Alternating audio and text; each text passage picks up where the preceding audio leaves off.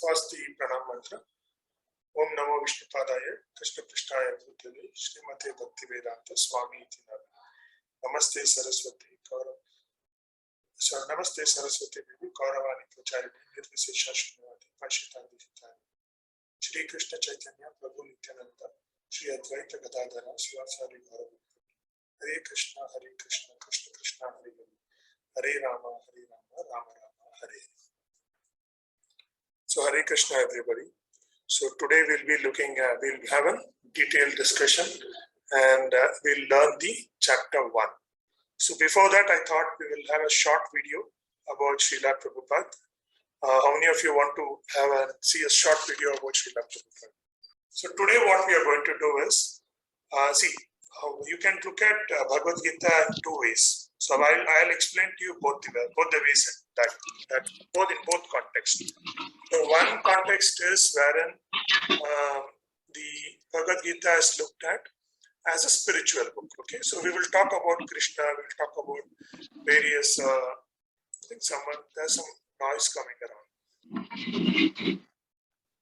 Okay. Yeah. So hope it is better. So if there is some noise, please check and mute any specific person if they are by mistake they switched on their mic. Okay, Prabhuji. Okay. So we'll look at the whole book, whole Gita, each chapter by chapter in two angles. One is the spiritual way. So wherein I will be talking about what Krishna told, what Duryodhana told, what Arjuna told, what is the scenario there and what are things happening. The second one that we will have to look at it as a life manual. Okay. So everything is happening as it is in our life. So I'll try to explain that also. So when you have any doubts, any confusions of those things, please ask. Okay, do not hesitate to ask any questions when you have like that, any doubts.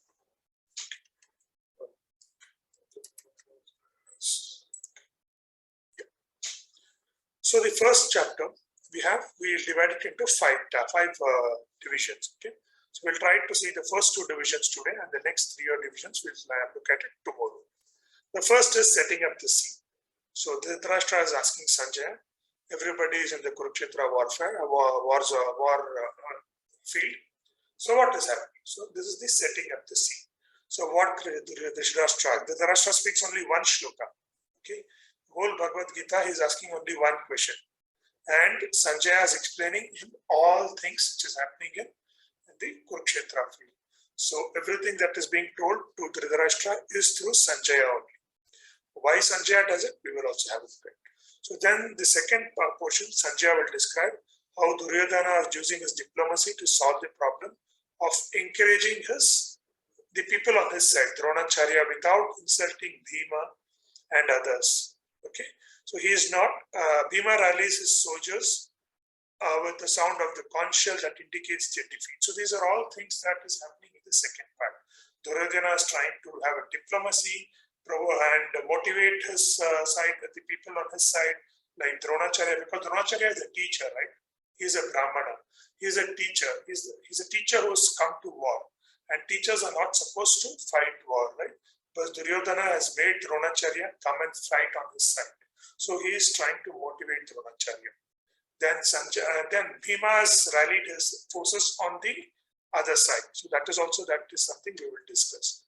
Then Sanjay described the various signs of victory. So we have different signs of victory for why Arjuna's side is more confident initially. So we will also try to understand that. And the different conch shells, what it means, we will understand them tomorrow. And then we'll have the Supreme Lord, why he loves his devotees, what are the reasons why he loves his devotees, and how he talks to Arjuna. And the last part we'll look at for the chapter 1 is the confusions and mysteries. So when you look at it in this is something like this, setting the context for the whole chapter, whole Bhagavad Gita that is going to happen. Okay, let us look at it this way. When you have anything you have to do during the day or during your study or work life, okay, what happens is anything is a setting a scene. So there is something that is happening. So something needs to be done. Whether it is right or wrong is something that you know, but That is a scene that is going to happen. Then if it is right, then you'll have to motivate yourself on the right side. If it is on the wrong and your mind says it is still right to do it, then Duryodhana's diplomacy comes into place. Okay.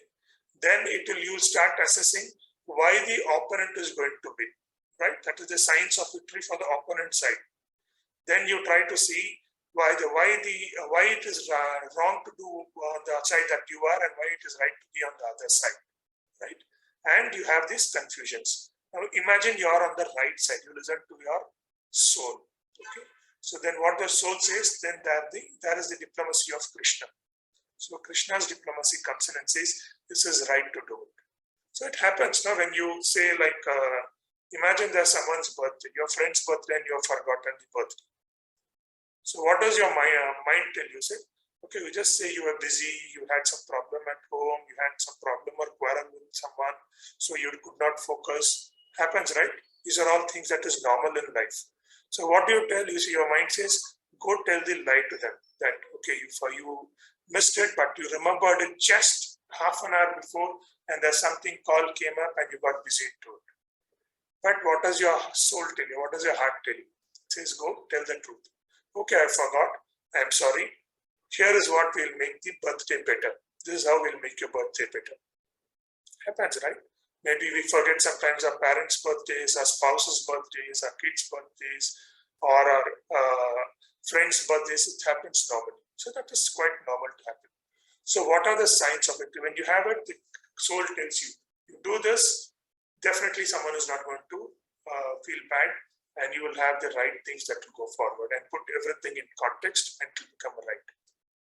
And then you'll always say when you're doing it, the Lord will also love you. Lord loves you, and when you tell the truth, the person, you also win the confidence of the other person, right? This all happens. So that's how your mysteries and confusions get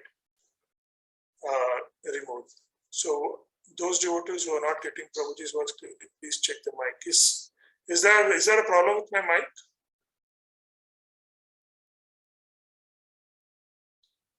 Is it fine for everybody, or like for at least most of the people? Fine, Okay. Prabhuji. Okay, that's fine. Okay, so this is what we will look at the chapter 1. So the first verse, Dhritarashtra Vacha, Dharma Kshetre Kurukshetre Samaveta Yutsavaha Mamakaha Pandavaschere Kim Akurvat Sanjay. Dhritarashtra asked, O Sanjay, after my sons and the sons of Pandava assembled in the place of pilgrimage of Kurukshetra. Okay. Remember, there are multiple things that we will discuss in detail. Mamakaha, we will discuss. And they say Kurukshetra, Dharma Kshetre Kurukshetre. Say like the Kshetra of Dharma. Okay, it's the place of Dharma. And Kurukshetre, Samaveta Yotsava, my Mamakaha Pandava, so mine. So he is always, when we say, no, like, there are two people, okay? You go to a competition and you have two captains. There's one captain who tells you, my team, okay? I am going to lead the team. So there's one more captain who tells you, it is our team and we are going to lead it. We are going to play together. Who are you going to join? Right? Who is it that you're going to join? The second one, right? Because he's asked for we. It is ours. We. Team. This is all management lessons being taught in college and or workplace. Say we are a team. Say like Krishna told this 50 centuries ago, yeah, come on, you're talking the same thing. But only thing is, we did not read the first shloka of Bhagavad Gita before. These are all management lessons also, right? So this is how we'll try to understand both. Okay, we'll try to understand the real life as well as Bhagavad Gita together, because it is for youth. So we'll have to make it more centric to our way of looking at it. So there are two things, two words very, very crucial here. Mamakaha, which says where he says I. So it shows the personalization of Dhritarashtra. He is more inclined towards his sons. Okay, Pandavas Kim Akurvat Sanjay, what did they do? So he has a doubt Okay, within the first verse, he has given so many terms. He says Dharma Kshetri. He is worried. It is a Kshetra of Dharma, where the right things are going to happen. Only the Dharma is going to win. So if you are on the right side, you are going to win. Second thing, he says Kuru Kshetri. It is Kshetra is nothing but the body also. Okay, so look at it. Now we spoke the way it is in the Gita. So look at that way. Dharma Kshetra. Kshetra is one in Manusmriti. It is told as body.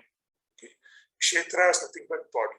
So Dharma Kshetri, this body that we have, is a place where lot of war is fought. The mind and soul are constantly in fight. How many of you agree to it? Everything that you do, mind has a thought, heart has a thought. You wake up early in the morning, okay? Mind says sleep, snooze, kuch nahi hoga. Or 5 minutes or 10 minutes, 5 minutes, 10 minutes, nothing is going to, the sky is not going to fall down. The mind tells you that. Heart tells you, wake up. You decided you will wake up at 5 o'clock in the morning. It is you to wake it. Happens, right? Morning, the Dharma Kshetra starts. So the Kurukshetra starts early in the morning. And where does it start? In this body. What is body? Kshetra. So it is very simple. So in the Kshetra of our body, every day morning, the Dharma Yuddha started. So who wins decides your day. Your mind wins, you are on the Duryodhana side. Your heart wins, you are on the Krishna side. So now tell me which side you want to be.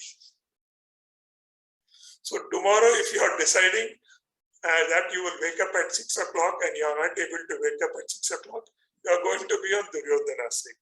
So better decide if you want to wake up at 6:30, wake up at 6:30 and come on to Krishna's side. Don't decide that you want to wake up at 5 o'clock and wake up at 6:30. Okay? So the form, I think Ananya Mataji will post again. Don't worry about it. Attendance form, don't worry about the attendance. We will post it at times. Okay? So this is what is going to happen every day. So easy to understand. The first chapter, first verse. So that is about Dharma Kshetra. So every day, next tomorrow morning, have a change. It is Sunday, so have a change for tomorrow in the morning. So may give a surprise to your parents, your friends in the morning and wake up at 6 o'clock and say, I woke up at 6 o'clock. Or maybe if you want to wake up at 7 o'clock, decide you wake up at 7 o'clock and be on Krishna's side. Don't decide to wake up at 6 o'clock and snooze and wake up at 7, okay? Decide what is right. Okay. So, Bhagavad Gita is a perfect thetic science. So, because the Supreme Personality of Godhead personally spoken. So, Bhagavad Gita is a science which Lord Himself spoke. It is not something that we are trying to, we have written or Prabhupada has written and he has given. No. Prabhupada clearly named it. Bhagavad Gita as it is. It is only whatever Lord told is also mentioned that there is a direct translation of that in English and there is a purport where he gives more examples of it to understand it better. How do you study Bhagavad Gita? You can scrutinize, yes, you can do and you can discuss within the devotees. Don't take it to the non-devotee. He's always going to give you a wrong sense of it. Okay? Discuss scrutinizingly, understand, read again and again. And with the help of devotees of Krishna, without personally motivated interpretations. Okay? Don't have your personally motivated interpretations. So what happens? No, people will always think, okay, this Krishna has told. Now Krishna says, I will do everything for me. Okay, and you go start smoking. You start taking alcohol. He said, I do it for Krishna. No, that is not right. Don't have your own interpretations without personally motivated interpretations. Okay, have it the way Krishna. Read it as the way Krishna has told in line of disciple succession. So we'll talk about disciple succession in detail. In ISKCON, we are following disciple succession. Okay, how we will give you in detail what is the disciple succession that we are having. Okay. Specific standard of Bhagavad Gita. It contains all it contained in the other scriptures. All the other scriptures, Vedas, everything that they are talking. Rig Veda, Samveda, Atharvana Veda, and then Yajur Veda, all that is spoken about in that is all spoken in Bhagavad Gita completely. Okay. So, but also which is not found anywhere else. So what is not found anywhere else is also will be explained in Bhagavad Gita. Bhagavad Gita is a complete manual. So now the Dhritarashtra's inquiry when he had this reveals Dhritarashtra's doubtful and fearful mind. So partial to his own sons. When he says Mamaka, Dhritarashtra refers to only his sons as Kurus, right? Dhritarashtra and Pandu were born to the same father, right? They was from the same dynasty. How come Dhritarashtra's son became Kurus and Pandava's son became Pandavas, right? No, right? They are all Kuru dynasty. They are all the same dynasty. But Dhritarashtra refers only to his sons as Kuru dynasty. Why? Because he's become more and more partial. We happen, right, when we have two decisions to make. When you have two friends and we have a small confusion happening in between and we want to support one of them. What do? We own one of them. We are not impartial. We start owning or we become more inclined towards one of them. Happens in our real life. So that is nothing but we are trying to become partial. No, when you are an umpire, when you are a referee in a game, is it right to be inclined towards one side? You see cricket matches happening and things of the kabaddi matches happening these days, right? What do we see? The referee is always a neutral person normally. They don't have referees from the same country. Reason being is they could get inclined because of their patriotism, right? But they try to keep a neutral person in between. Why? Because this person is always needs to be in the neutral zone. Okay.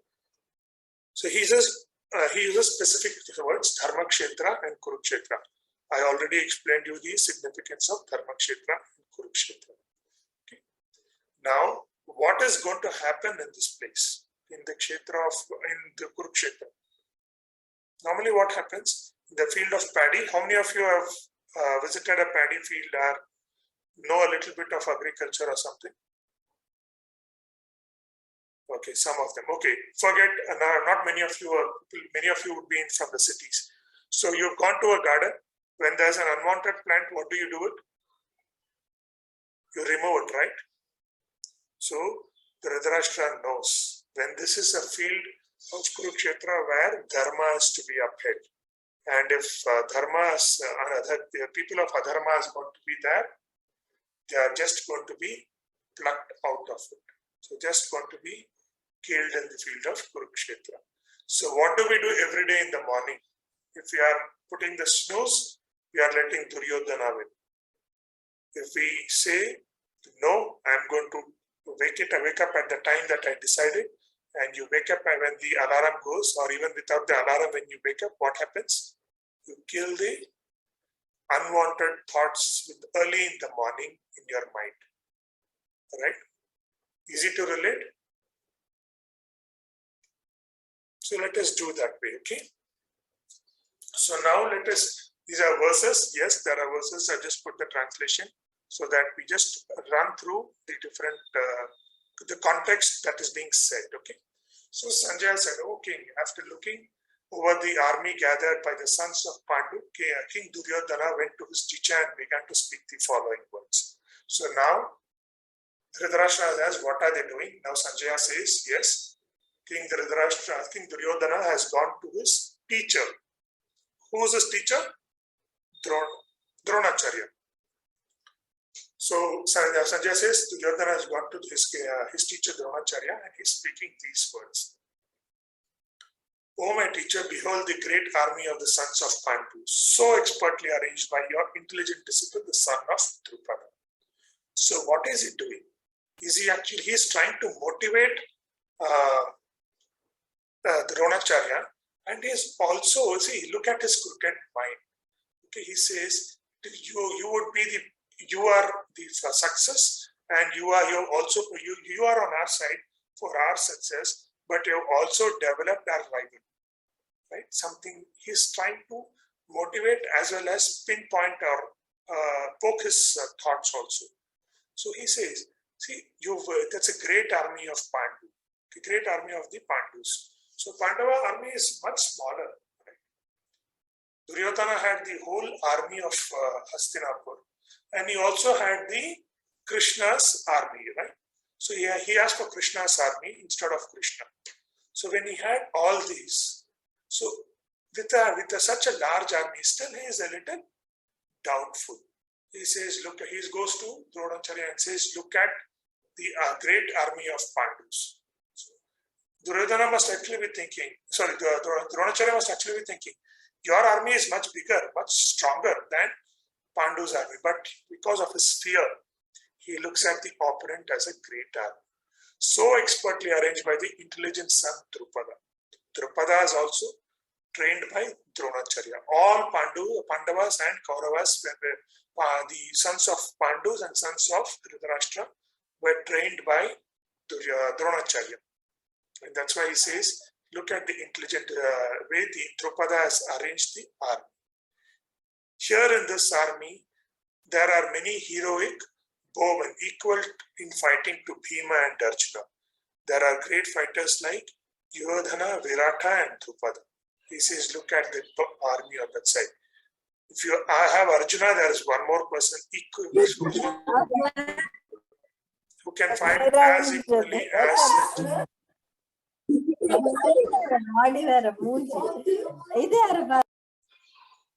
okay. So Ananyamati, just have a check if someone is getting unmuted by mistake. So he's trying to clearly mention that, try to say that he's looking at the army of the Pandavas and trying to compare people. Bhima is here, there's one more person who's equivalent to Bhima. There's Arjuna, there's one more person equivalent to Arjuna. Then he looks at his army. There are also great, heroic, powerful fighters like Drishtaketu, Chiketana, Kashi Raja, Purujit, Kunti Boja, and Saitya. These are all people on Pandu's side. Like, look at the army. They are such a big army. Okay? There are mighty Yudhamu, Yuddhamanyu. There is a very powerful Uttamaja and the son of Shubhadra and the sons of Draupadi. All these warriors are great chariot fighters. So he's slowly getting uncomfortable and says, look at the army. He's praising the opponent army.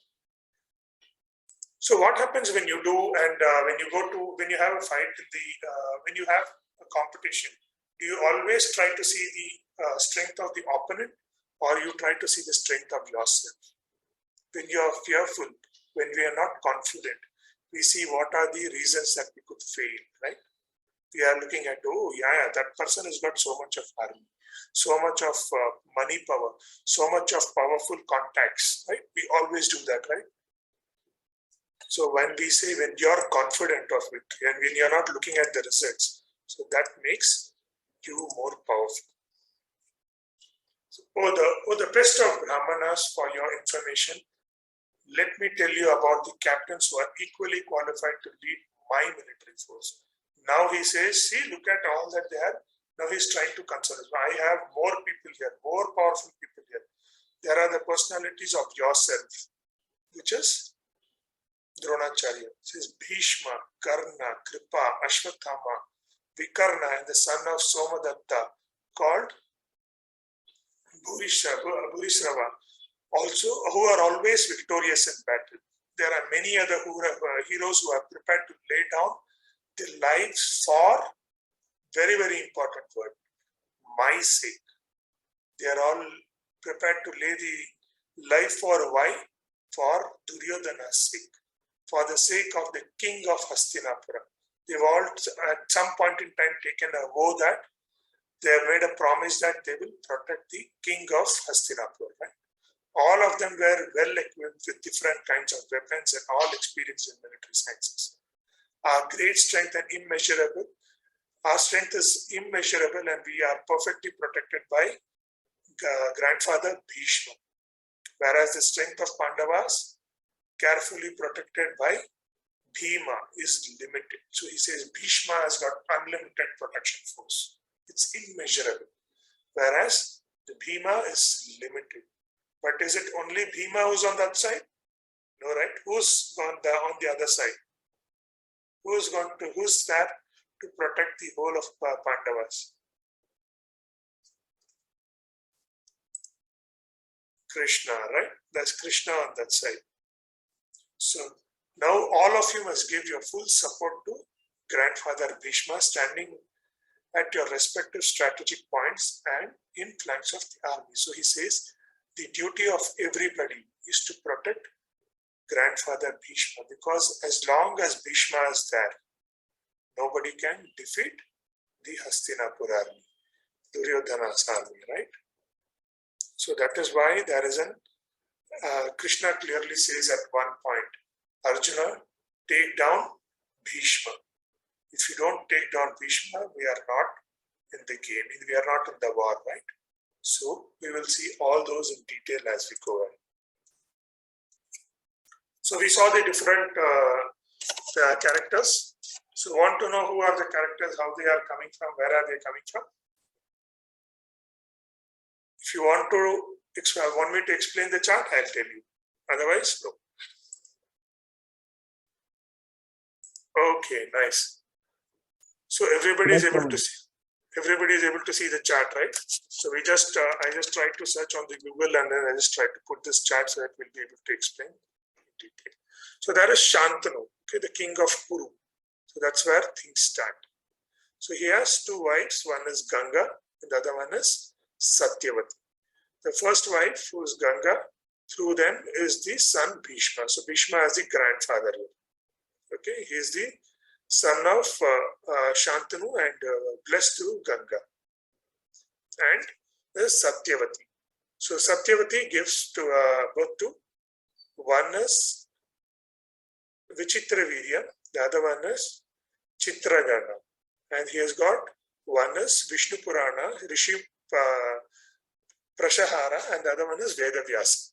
Okay, so Vedavyas gives birth to, Vedavyas writes Mahabharata, you already know, with the support of Lord Ganesha. So Vedavyasa, he is a prince before.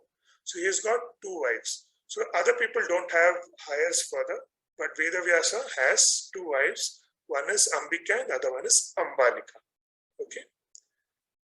So Satyavati has one son, which is also Vichitravirya, but he dies without a child. So here is Ambika and Ambalika. Ambika gives birth to Dhritarashtra, who is blind, who is the elder son. Okay, and Dhritarashtra is married to Gandhari, and Gandhari's brother is Shakuni. So here, how Shakuni is related, you know here. So Dhritarashtra is here. Dhritarashtra has 199 sons. Okay, out of which Duryodhana is one, and there is one daughter who is Dushala, married to Jayadratha. And he has one more maid wife, is Sughada, and Sughada's son is Yuyutsu, who has joined the Pandavas side. Okay, now we'll come to the Pandava side. Ambalika has one son, which is Pandu, who's the younger one. Because he is Dhritarashtra is blind, Pandu becomes the king, but he's got a curse that when due to the curse he dies when he is in the forest. Okay. Now Vichitravirya has one wife, which is Priyadarshini. Parishrami, and Parishrami is a maid. Okay. So the maid's son is Vidura. So Vidura is a very intelligent person, but since he is again connected to the Dhritarashtra's family, he is fighting, and there's a vow that they take, there's a promise due to which he fights on the side of Duryodhana. Okay, so he is a very noble person, and he advises only the right things.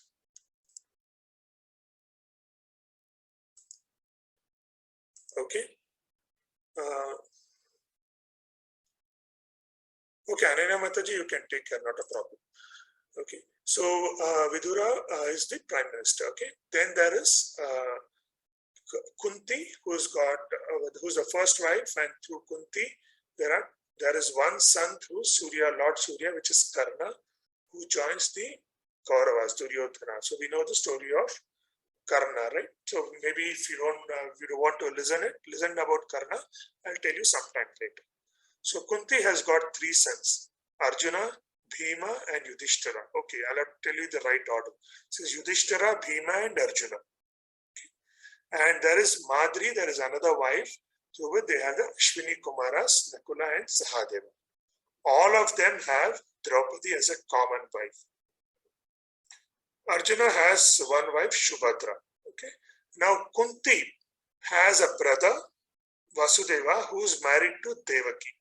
Okay. And there's one more brother, Marisha, who's married to Surasena. So these are people on the other side also. So Devaki's son is Krishna. So Krishna's sister is Shubhadra. Shubhadra is married to Arjuna, right? So Arjuna and Shubhadra give birth to Abhimanyu. And Abhimanyu is married to Uttara, and from there we get Parikshit Maharaj. So you are able to get an overall picture of different characters that we'll have in the Gita, in the Mahabharata. Right? Yes, See, Prabhu. so I just thought it is something basic required. So we know Dronacharya is outside here because Dronacharya is the teacher. Okay, he is not related directly to the family. He is outside, but he is the teacher. He is the Brahmana who is teaching everybody, whose role is to teach. But he has, see, what happens is Dronacharya doesn't have money, doesn't have the money to set up a Gurukul and things.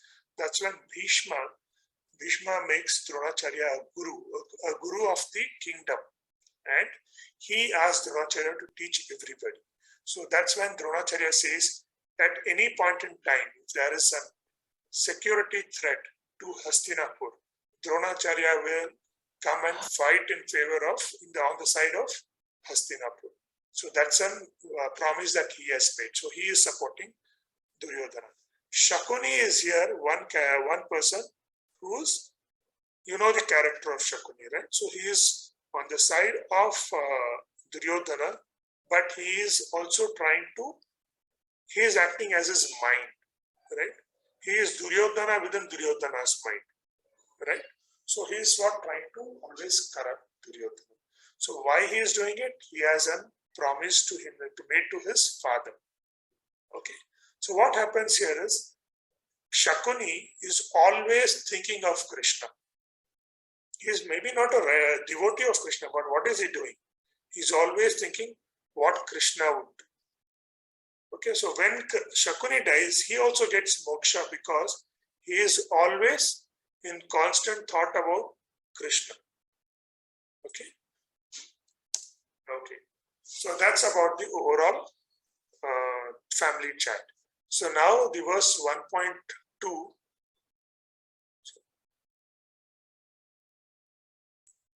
1.2 to 1.1, what is the overall summary of the purport is? Why Sanjaya described Duryodhana's actions first is because Dhritarashtra was blind and he could not see the war. So what happens is, Dhritarashtra says there's a war happening. They invite Vyasadeva, and Vyasadeva says, okay, Dhritarashtra, you cannot see the war. So would you want to see the war directly so I can give you a vision? Okay. So Dhritarashtra says no. Why? Because he has not seen his sons ever before. He says, I don't want to see the war happening as such. So then he says, because I don't recognize my sons and the sons of Pandu. I have not seen them. So I don't want my vision. Rather, he says, you can give the spiritual divine vision to Sanjaya, who can sit by my side and tell me what is happening in the war zone. So then Vyasadeva gives the blessings he gives the boon to Sanjaya. Dhritarashtra was always afraid that under the influence of the place, his sons may make some compromise. So he always had this doubt. So he is always trying to motivate them for war. Okay. So we have the names of different warriors. We saw the family tree also. How Duryodhana compared Bhishma and Bhima. He says Bhishma is so experienced and Bhima is less experienced. He forgot there is Krishna on that side. Okay? Because Duryodhana knew if he should die, all that he would be killed is by Bhima, and was therefore very envious about Bhima. He knew that his death will come only through Bhima. Okay? So Bhima is like a fig in the presence of Bhishma, is what he explains. But Bhima is not the only person. There is Krishna on that side. That's something he's always trying to undermine. What made Duryodhana very confident is because he's mentioned in 1.7 to 1.8, he's got such a big army, he's got the strength of all the great warriors by his side, he's got Bhishma, his grandfather Bhishma by his side, he's confident of full support of Bhishma and Drona. Why? Why is he very confident? You see this image coming up very frequently, right? When there's Draupadi and there is a Shir Haran happening in front of when Duryodhana and his the Kauravas are pulling the sari out of Draupadi, what happens? Bhishma could have stopped it. Bhishma was there, right? Bhishma could have said it is wrong, can't do it. Bhishma kept quiet. Dronacharya, their teacher, was there. He could have said, no, you should stop it. This is absolutely wrong. No, right? They did not do it. Why? Because they were all supporting, they were blindfoldedly supporting Duryodhana.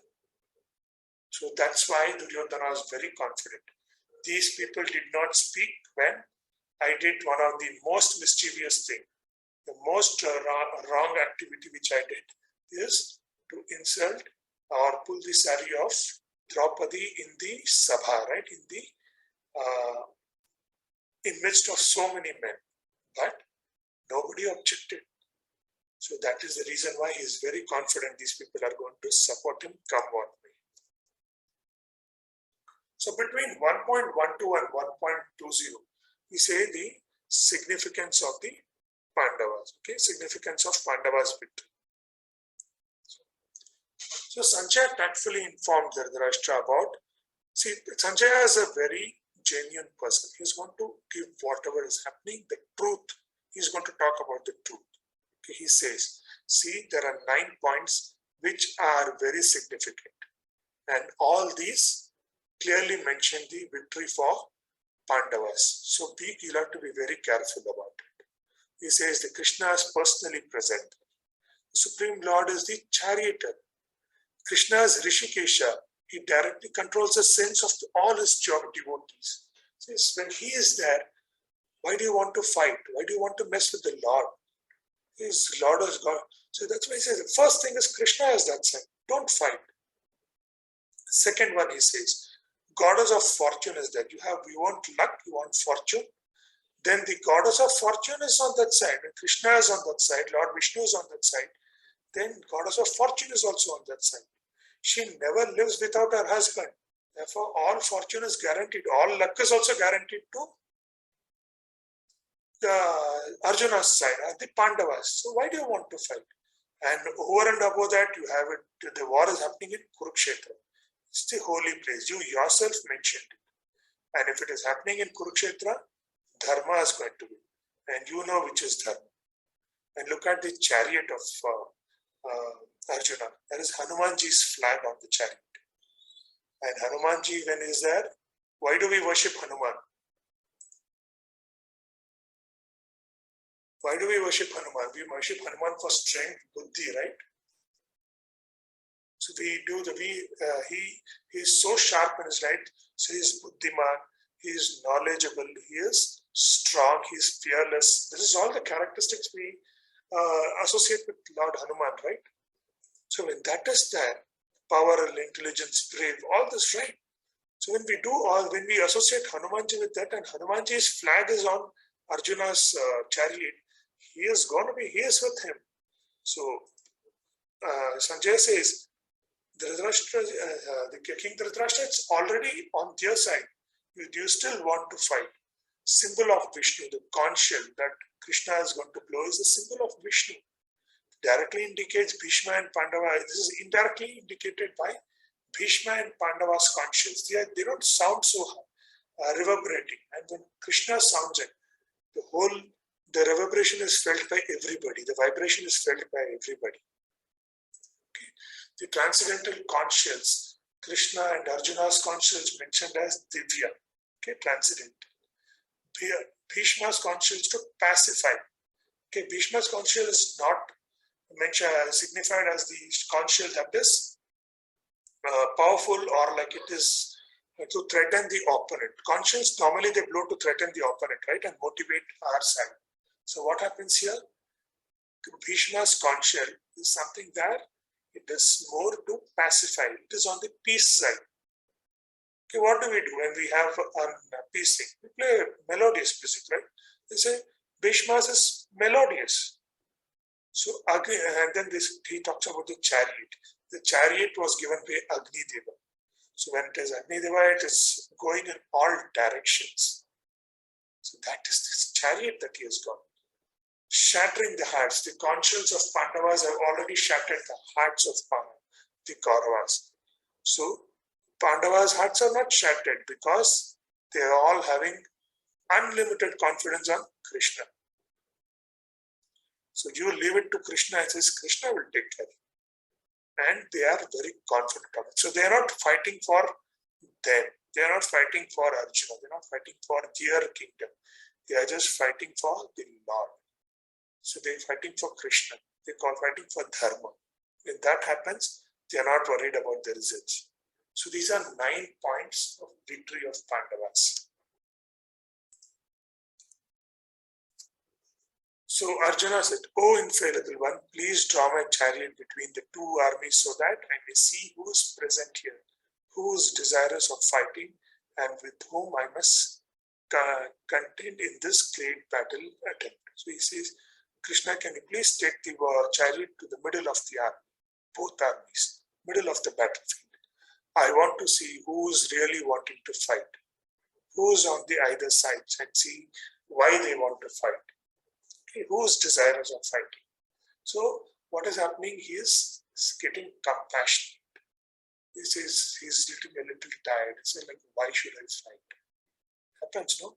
When we have a very tough competition coming up, we start giving up and says, why do we really fight? Why do we really take this competition? Do we really have to have this competition? Goes to our mind, right? He says, let me give the victory to the opponent guy. So the relationship between the Lord and devotee is very sweet and transcendental.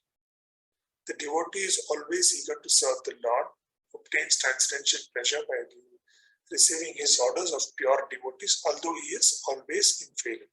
So devotee is always dear to the Lord. He gets his orders from the Lord. Okay. So there are different grades of relatives. There are people who are mentioned. Grandfathers, there are 2 grandfathers in this. There is Bhishma and Somadatta. Fathers of contemporary like Bhurishrava. Teachers like Dronacharya and Kripacharya. Maternal uncles Salva and Sakun. Brothers Duryodhana, sons of Lakshman. Friends Ashwatthama, well-wishers of Kritavarma. Armies containing many of your friends. Okay, there's one thing that we said, like when I say wake up in the morning, in between 1.1 and 1.27, you will find this interesting word where Krishna mentions Arjuna as Gudakesha. Why he says Gudakesha means he's the conqueror of sleep. So what do we all want to be tomorrow in the morning? We all want to be Gudakesha. So we want to conquer the sleep. So sleep is not only sleeping, okay? It is a sleep and ignorance. So why do we wake up late?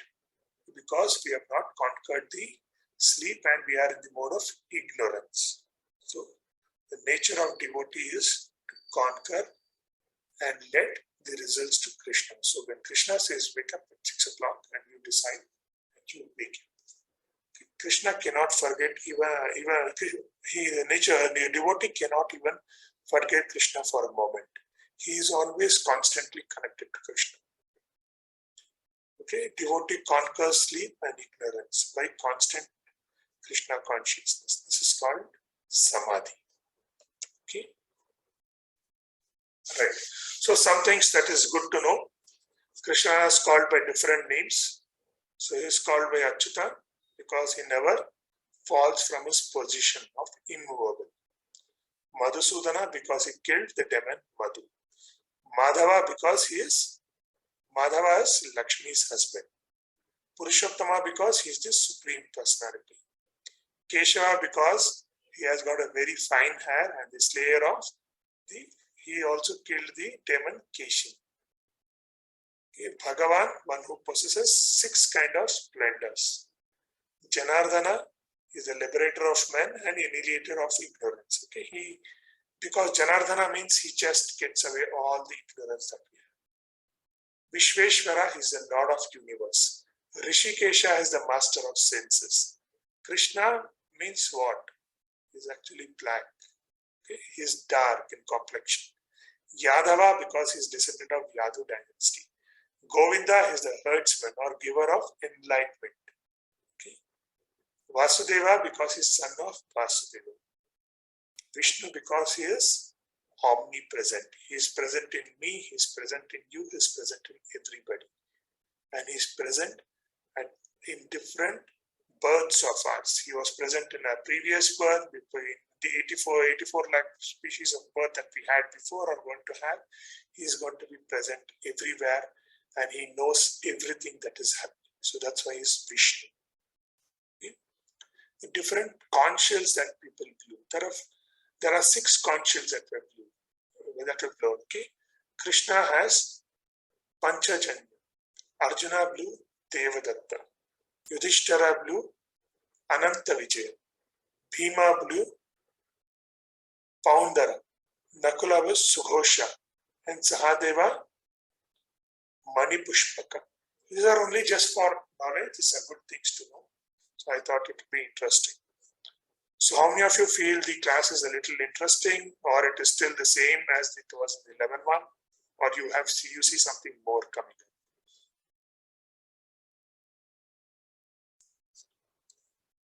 People see something more coming up? It is interesting. Nice. So we are already at 9 o'clock. So we will stop here for today. I had planned this for today and we will continue the presentation again tomorrow.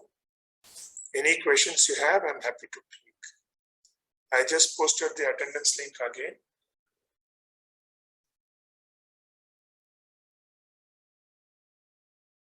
So any questions?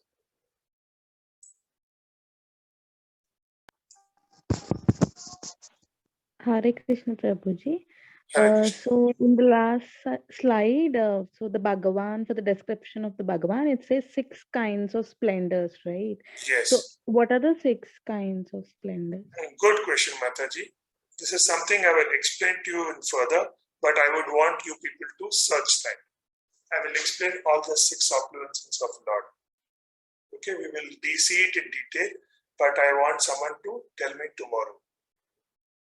You can always search that. It is very interesting. I'll take you through detail of all the 6 opulences.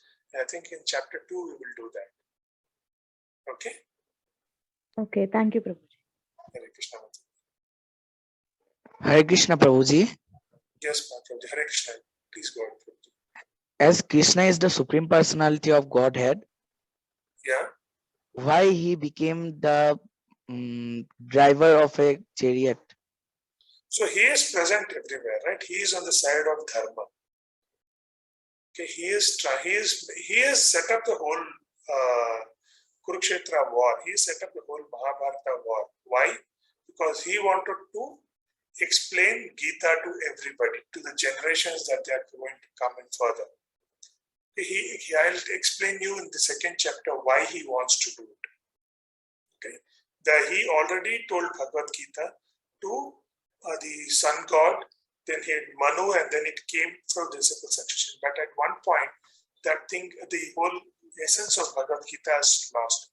So Lord says, I'll again now tell it again, but this time I'm going to tell it to my devotee, not to the Lord demigods. I'm going to tell it to my devotee, and these devotees will take it through disciple succession.